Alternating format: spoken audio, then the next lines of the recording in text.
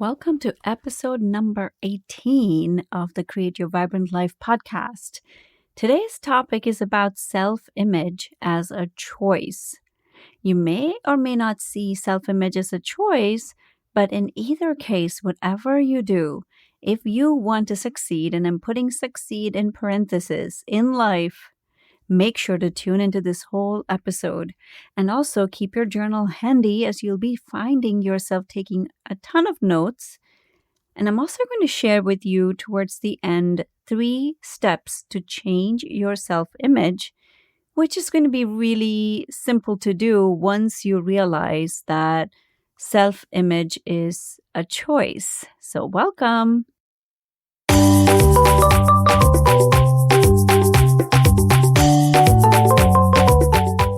Welcome to the Create Your Vibrant Life podcast. If you are the type of person who's a visionary, who wants more from life, who has high dreams and aspirations, wants to evolve spiritually and impact the world, and in the meantime, have time and energy to do the things that are important to you, then whatever you do, tune into this podcast every week. I'm your host, Padma Ali. I help stressed out overachievers find clarity and awaken to their highest potential using my unique NEW, New You Blueprint. I combine neuropsychology, energy healing, and wisdom to create long-lasting changes, and that's what I bring to you in this podcast. I've had a successful career in the field of psychology for over 20 plus years, along with extensive training and experience in ancient healing practices, which I now bring to my coaching work with my clients. And that's what inspired me to do this podcast, to bring this knowledge and wisdom to the world. So I'm incredibly grateful for you to be a part of this journey with me, and I'm so excited to serve you. So welcome.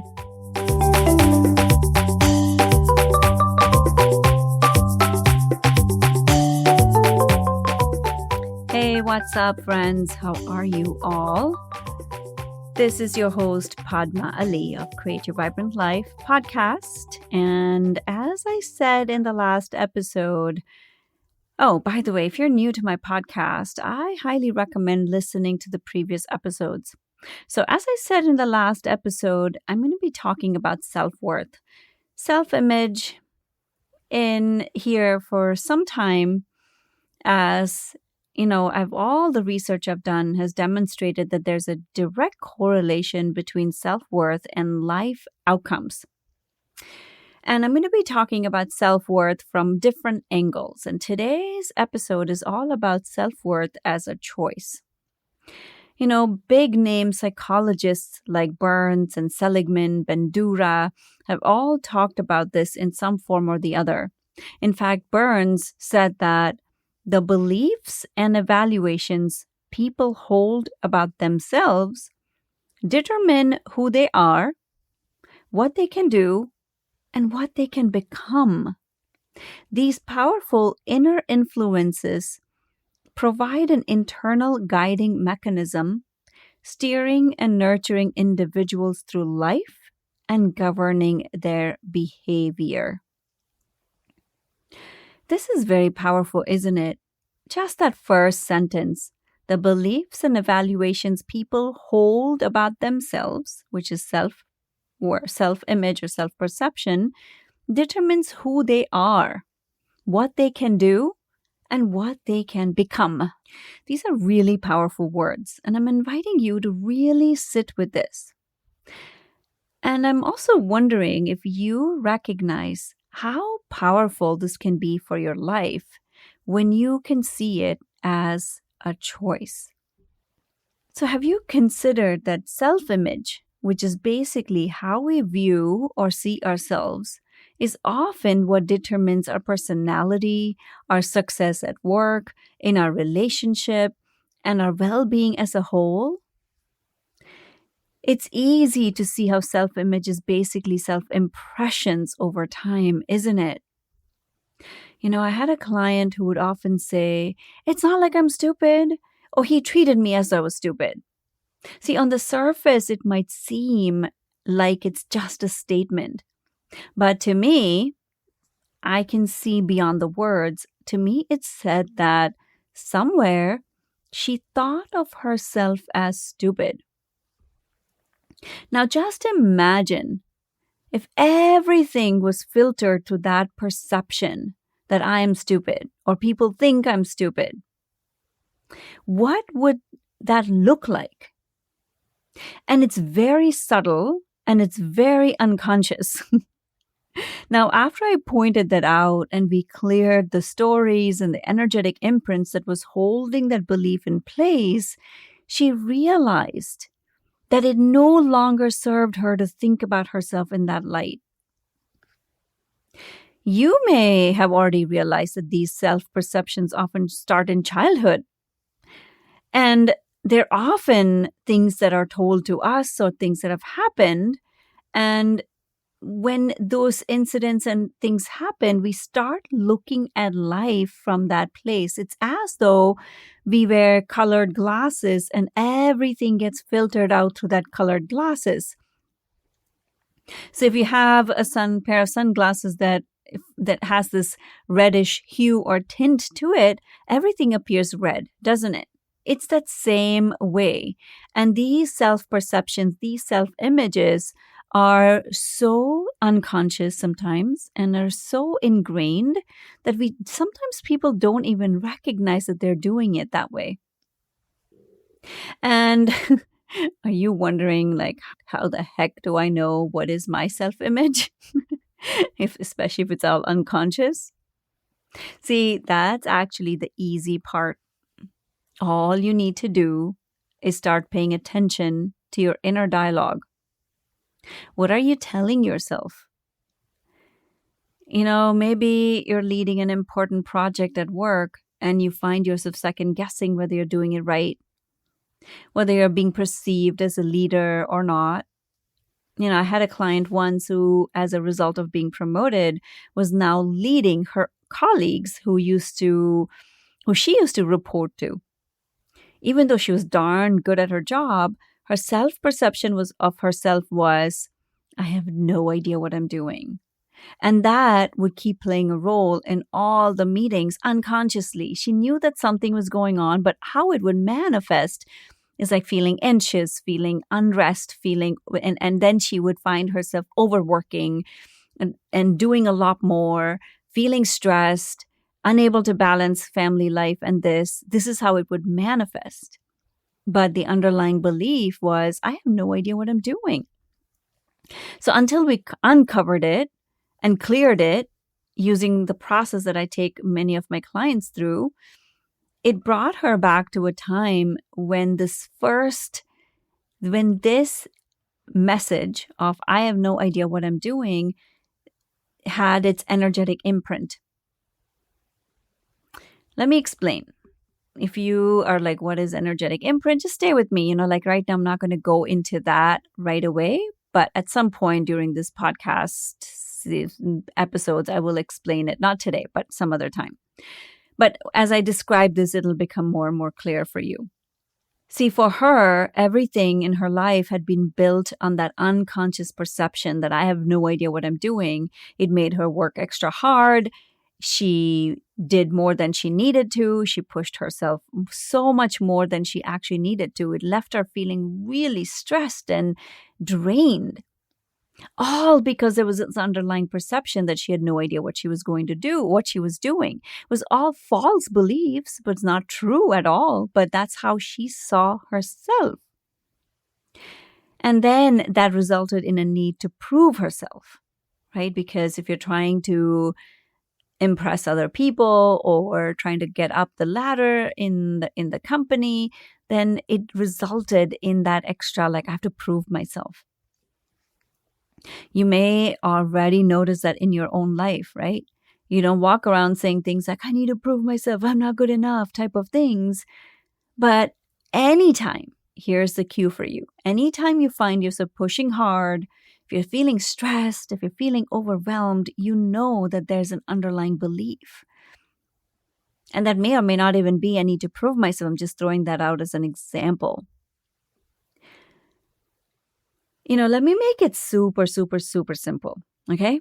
Take a deep breath. Let it out. And pay attention to this. Okay?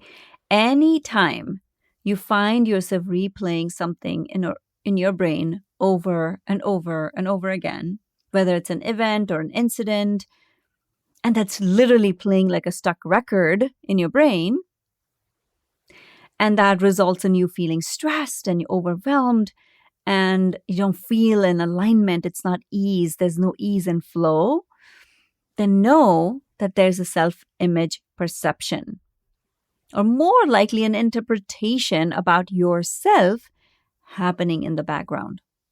That's often how it manifests on the outside, like, feeling stressed, overwhelmed, anxious, angry, frustrated, all those different ways it manifests on the outside. But on the inside, it's all about some belief, something about self-perception, some self-image interpretation that you're carrying. It is an opportunity to just pause and ask yourself, what am I thinking and feeling about myself right now? Is it really serving me? Do I want this? This is where the choice part comes in, doesn't it? I'm going to talk about that real soon in this episode, but before we go into that, I wanted to share something I do with my young kids. Many of my loyal listeners are highly successful women raising families. And if you're anything like me or any of my clients who are consciously raising their kids, you probably start putting everything that you're learning through that lens of how do I stop these self-limitations with myself and not let my children experience it. Because chances are you have seen that with your ancestral lineage, with your mom, or with your dad, or your, like your grandparents, your great-grandparents. You can see the trail of these same self-limiting beliefs that you carry down your ancestral lineage. And if you are a conscious parent like I am, you're probably like, I just want to end this. I want to make sure that my children don't experience life like this. So I wanted to share what I do with my kids so that it doesn't leave these negative self-perceptions on themselves. I can't obviously control it, but I can do my best, can't I? When I was growing up in the 1970s and 60s, there was a general notion that praising kids was not good. That would make them egoistical, am I saying that right? Egoistical, basically full of ego. And that if you praise children, they would become complacent, they won't work hard. I'm going to put working hard in parentheses because I don't believe in working hard. And even though my parents were kind of different with us at home, I grew up in a society which was primarily patriarchal. And I had subtle beliefs like I had to work hard to prove myself because I was a girl, and that you have to do hard work in order to get whatever you want. You have to do things to prove that you're good enough. And here's the thing, it all came down to self-worth. These beliefs were so much in the background. They were not even in my forefront, but they were playing a role. And I didn't believe in myself. I was consumed with anxiety that I couldn't even absorb most of the things in school. And then it resulted in me feeling like I wasn't smart enough. And that would make me work super hard. Do you see this cycle? Do you see this? I'm laughing. But it's all true. So it would make me more anxious. Oh my God, I'm saying so many times. Look at that. It is 11:52 p.m. and I'm not a night person, but I know I have to get this done today. So this is my commitment to you guys. So bear with me if I'm repeating 1,000 times today. So where was I?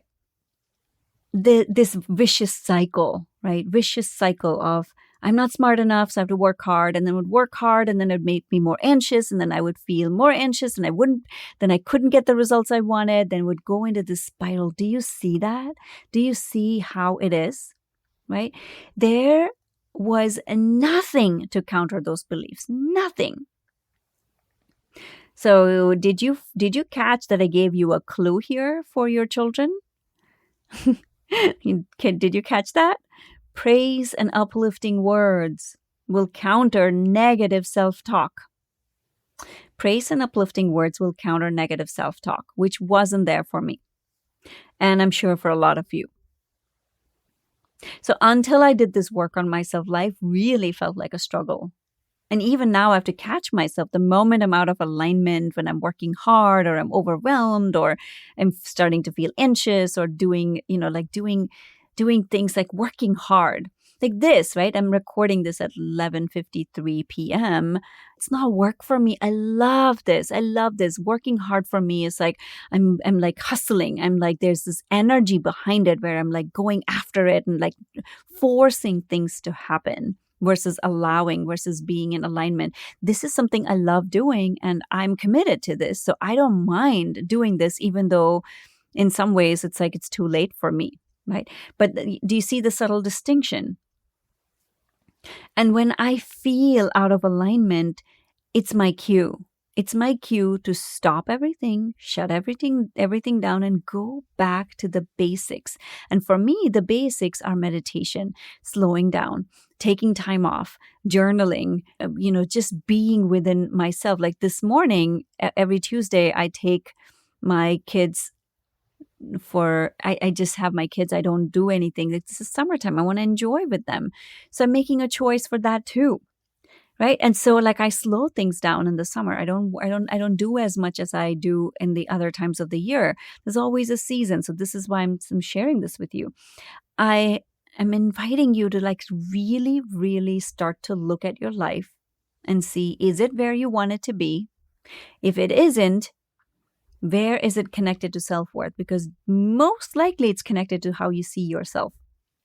Anyways, back to what I was saying about how to prevent this with your kids, right? This awareness of like how I do things and how it affects me has made me, and also the work that I do has made me super aware of how I speak to my kids. They are so impressionable. Let me give you an example. Like this weekend, my husband and I took the kids for a bike ride. So my 3-year-old, she's only 3, so she sat in the bike carrier with my husband, and my 6-year-old, who loves to ride bikes, was riding on his own. There's a biking trail near our home, and we biked. So as we were biking, it was like we didn't have any agenda in mind, so we were going to just go to a certain distance and then come back home. So it suddenly crossed my mind. It's like, you know what? Why don't we bike up to this town, which is a little further away? And they have ice cream and pizza and stuff like that. So I was like, I just threw this at my husband saying, hey, do you want to do that? But my son had never biked that far until now. He's only 6. So I checked in with him. I said, hey, do you want to go get ice cream at this town?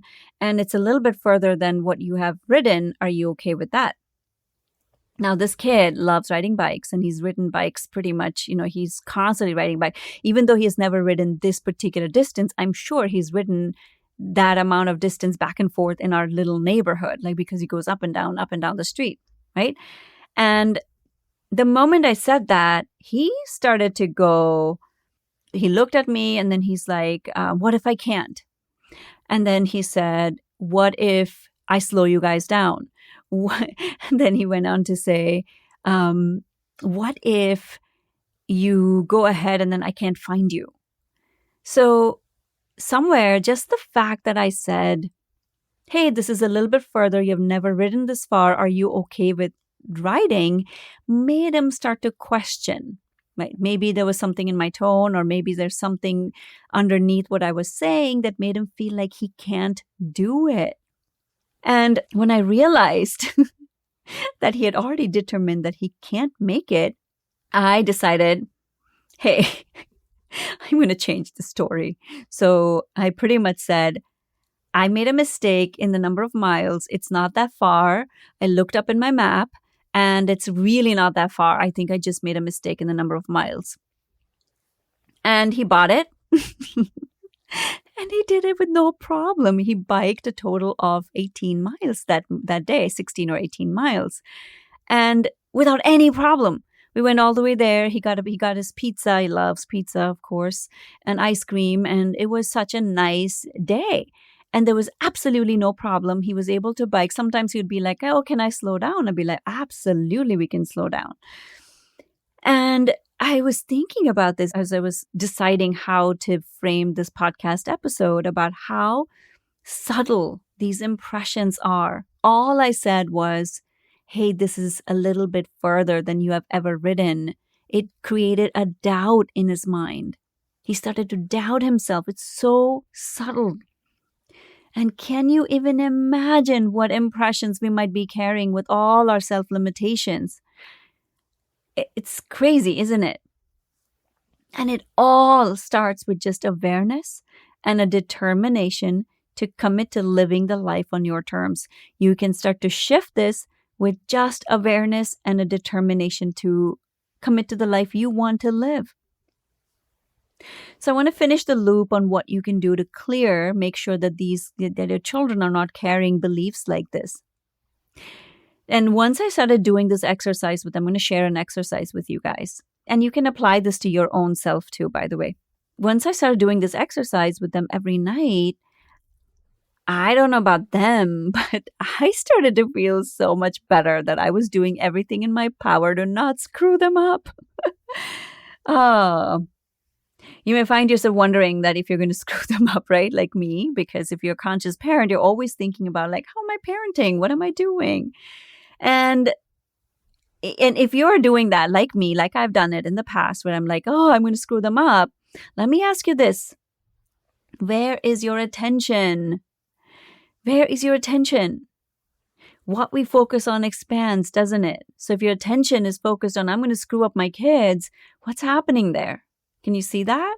Can you see how powerful that is even to recognize that? And what if you focused on, no, I'm doing an amazing job with my kids and they're going to grow up really resilient and fine. What if you focus your attention on that place? What would happen? All right, here's the exercise I did with my kids. I do with my kids pretty much every night. So this is how it started. So we would say whatever. So we always had a gratitude thing that we do every day. So I would say, what are you grateful for? And then I started to add, and they would say, what are they grateful for? And then I started to add, what do you love about yourself today? You can change that to, what are you proud of about yourself today? Or you can say, what do you love about yourself? You can say any of those things. But basically, it made my kids pause. Of course, just my 6-year-old, not my 3-year-old. She kind of just parrots something, whatever someone else says right now. So it made him start to look at his day and go, what did I do today that I'm so proud of? He started to praise himself, right? Like this is how it starts. This is a celebration of him. And some days he doesn't know, he can't see, he can't really say anything. And these are the days that I step in and I observe something that he has done. Maybe he was kind to his sister. Maybe he biked really well that day. Like whatever that is, I would be like, you know what? Like this is what I'm so proud of about you today. And it was a game changer. So here's the beauty. This is what transpired in my home, and I hope it does for you guys too. They started to ask me and my husband, like, what are we proud of? What are we grateful for? And that was such a game changer because until then, I was, again, like most conscious moms, I was just focused on them. I wasn't thinking about myself. But when they started to ask me, I had to pause and ask myself, what am I good at? What did I do that I'm proud of about myself today?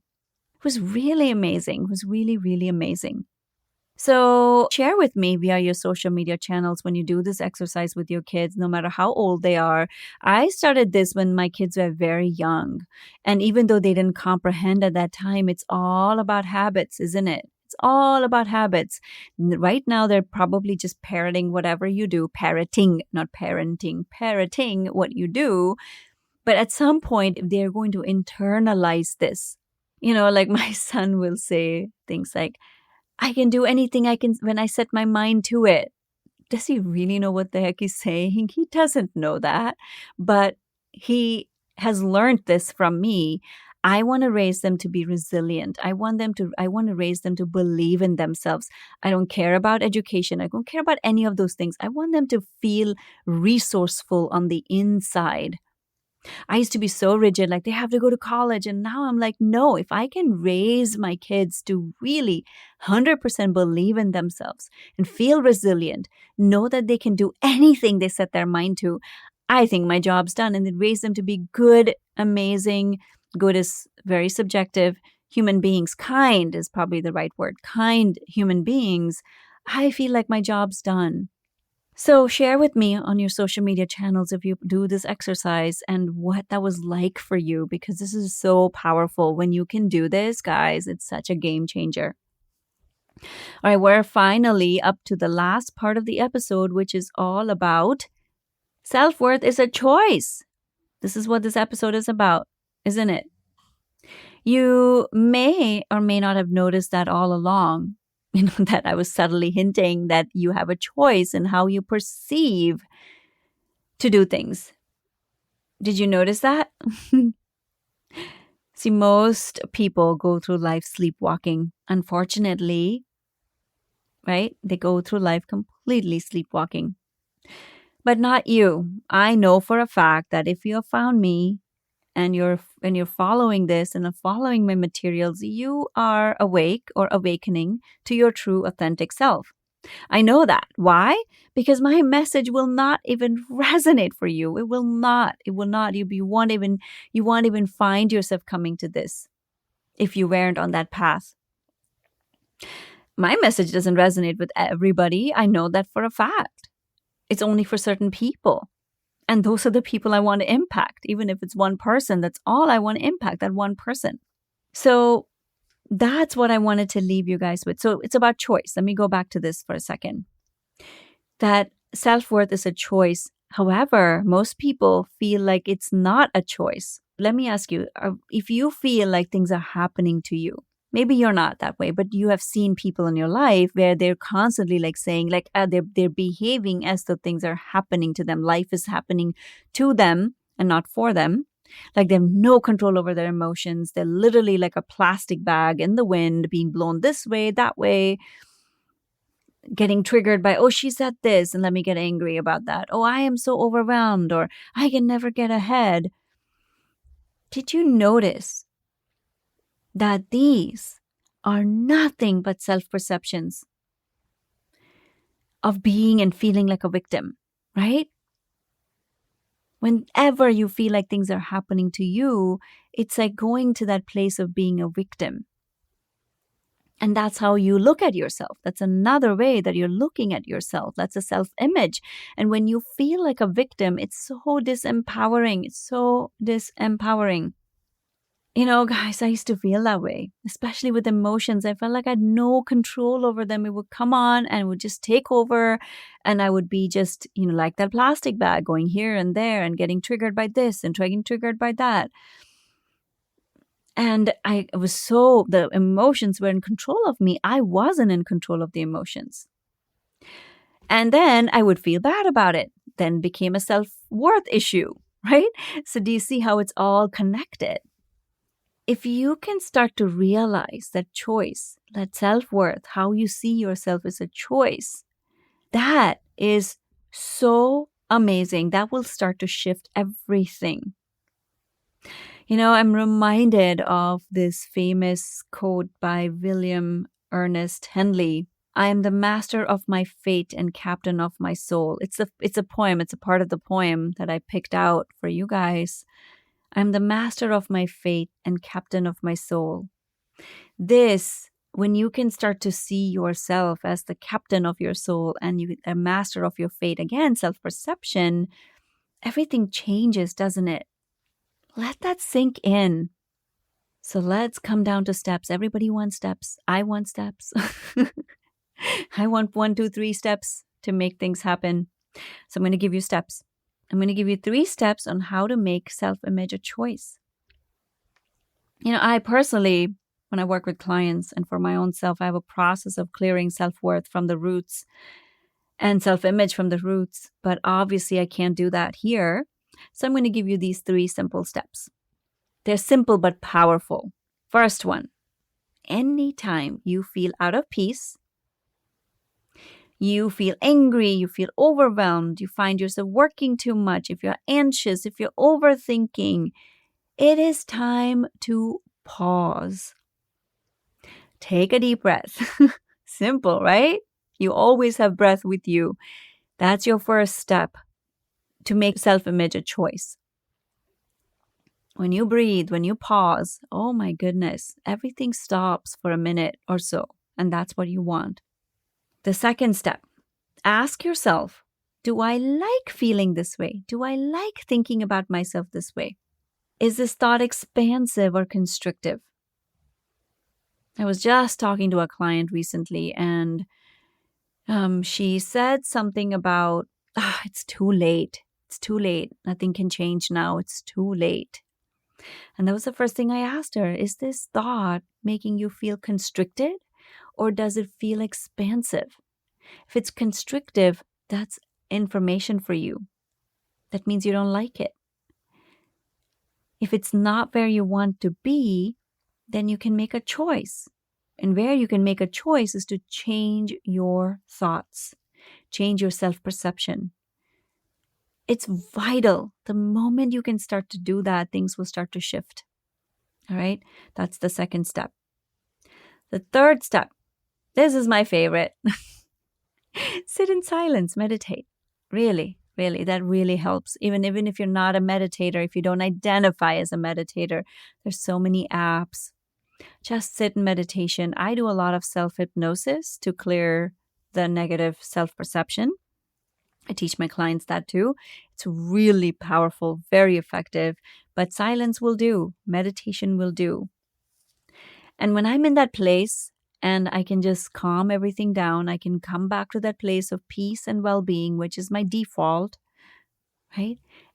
Things start to feel different. I start to look at life differently. And that's what you want. And there's one more piece. You may call that the fourth step. But that is about celebrating you, which is exactly what I said during that exercise I do with my kids. Celebrating you. How often do we celebrate ourselves as adults? Hey, when you're a kid, you get praised for pooping. Dude, let's praise ourselves too, guys. Let's praise ourselves. Let's really celebrate who we are. More than what you do, celebrate who you are. That's a sure formula. That's a sure step to feeling good about yourself. When you can see yourself, when you can value your own self, people will start valuing you. Consider that. People will start valuing you when you value yourself. All right, my friends, that's it for today. I know this was powerful. This was very, very powerful. So please, whatever you do, if you have to re-listen to this, please do. And share with your friends. Subscribe to this podcast because I know that this kind of information is so, so valuable. And if you feel called to, please leave a review for me. And a positive one if you can. And as a way of reciprocity, just take a screenshot of that and we'll send you a gift card. So grateful for you. And and please do share with me on social media at Padma Ali, Instagram. Like, I love hearing about the impact this podcast is having on people and also what it's doing for you. I'd love to hear that and cheer you. All right. Take good care of yourself, and I will talk to you at the next episode. Oh, the next episode is going to be also about self-worth, but I'm actually thinking about doing a guided audio or meditation, like a really short one next time around raising your self-worth. Not entirely sure. If that interests you, actually, please send me a DM on Instagram or just email support@PadmaAli and my team will get back to me about that. And that also reminds me, sorry guys, I just have to say this. If you have questions that you want me to address in this podcast, please send it to support@PadmaAli again and I'll address those. All right, my friends, I won't keep you any longer. I will talk to you soon. Take care. Goodbye. Thank you so much for tuning in and listening to this podcast.